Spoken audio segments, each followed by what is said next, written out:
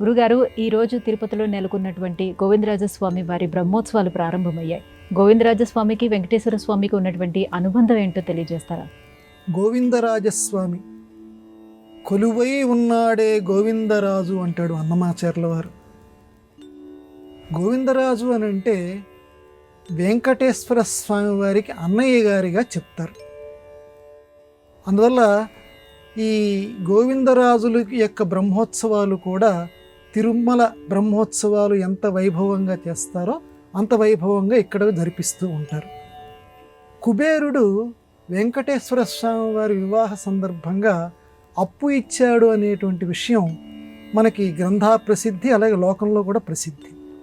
ఆ అప్పు ఇచ్చేటువంటి సమయంలో గోవిందరాజస్వామి ఆ బంగారు నాణ్యాలని కొలిచేటువంటి బాధ్యతను తీసుకున్నాడట. ఆ సోల, ఇదివరకు పూర్వం తవ్వ ఇలాంటివి పరికరాలు వాడేవారు. అదిగో అటువంటి పరికరం మనం ఇప్పుడు మన తిరుపతిలో గోవిందరాజస్వామి దేవాలయాన్ని కనుక మనం సందర్శించుకుంటే గోవిందరాజస్వామి వారి యొక్క తల భాగం దగ్గర మనకి ఆ కొలిచేటువంటి ఆ మానిక లాంటిది మనకు కనిపిస్తుంది. అంటే కుబేరుడు అప్పు ఇచ్చేటువంటి సమయంలో మా తమ్ముడికి అప్పిస్తున్నావు కదా, నువ్వు ఎంత అప్పు ఇచ్చావు అని చెప్పి లెక్క పెట్టేట ఈయన అన్నగారి దగ్గర ఉండి. ఆ రకంగా గోవిందరాజుల యొక్క పాత్రని చెప్తారు. వెంకటేశ్వర స్వామి వారి యొక్క అన్నగారిగా ఈయన సుప్రసిద్ధుడు. అలాగే కుమ్మరము చెలువమ్ము జలిపించనే గోవిందరాజు. ఈ గోవిందరాజు పేరులోనే ఉంది చూడండి. మామూలుగా వెంకటేశ్వరుడు, ఆయనకేమో ఈశ్వరుడు, ఈయన గోవిందరాజు. రాజు అనే పదానికి అధికారి అనేటువంటి అర్థమే కాకుండా రాజు అనే పదానికి చంద్రుడు అని ఒక అర్థం ఉంది.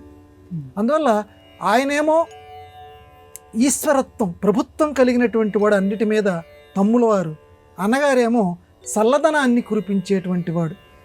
అట్లాగే ఎక్కేటప్పుడు గోవిందుడు, దిగేటప్పుడు వెంకటేశ్వరుడు అని చెప్పి ఒక నానుడి కూడా తెలుగునాట ప్రసిద్ధి. ఎక్కేటప్పుడు గోవిందుడు, దిగేటప్పుడు వెంకటేశ్వరుడు. అంటే కింద ఉన్నటువంటి గోవిందరాజస్వామి వారిని దర్శనం చేసుకొని పైన ఉన్నటువంటి తిరుమలలో ఉన్నటువంటి వెంకటేశ్వరుణ్ణి సందర్శించుకోవాలట.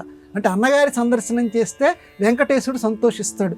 మనందరికీ ఏంటంటే పైకి తిరుమలకు వెళ్ళిన తర్వాత అక్కడ వరాహస్వామి, ఆ స్వామివారిని సందర్శనం చేసుకున్న తర్వాత స్వామివారిని సందర్శించుకోవాలి నియమం అని చెప్పి మనకు తెలుసు. కానీ ఇది కూడా నియమం ఉంది. ముందు ఈయన్ని సందర్శించుకోవాలట, తర్వాత పైకి వెళ్ళాలట. అందుకనే ఎక్కేటప్పుడు గోవిందుడు, దిగేటప్పుడు వెంకటేశ్వరుడు. అంటే అన్నగారి యొక్క పేరు గోవిందుడు. గోవింద అనేటువంటి నామం శ్రీకృష్ణుడికి ఆ గోరక్షణ జరిగినటువంటి సందర్భంలో, ఆ గోవర్ధనాద్రిని ఎత్తినటువంటి సందర్భంలో దేవతలు పట్టాభిషేకం చేస్తూ గోవింద నామంతో సత్కరించారు. అదే పేరు అన్నగారికి ఉంది కాబట్టి ఆ గోవింద గోవింద గోవింద అంటుంటే వెంకటేశ్వరుడు చాలా సంతోషిస్తాడట. అన్నగారి మీద అంత ప్రేమ ఆయనకి ఉన్నదని చెప్తారు. అటువంటి గోవిందరాజస్వామి ఈ బ్రహ్మోత్సవాల్లో తమ్ముడికి ఎటువంటి విశేషాలు జరిపిస్తారో ఈయన కూడా ఆ రకంగా జరిపిస్తారు.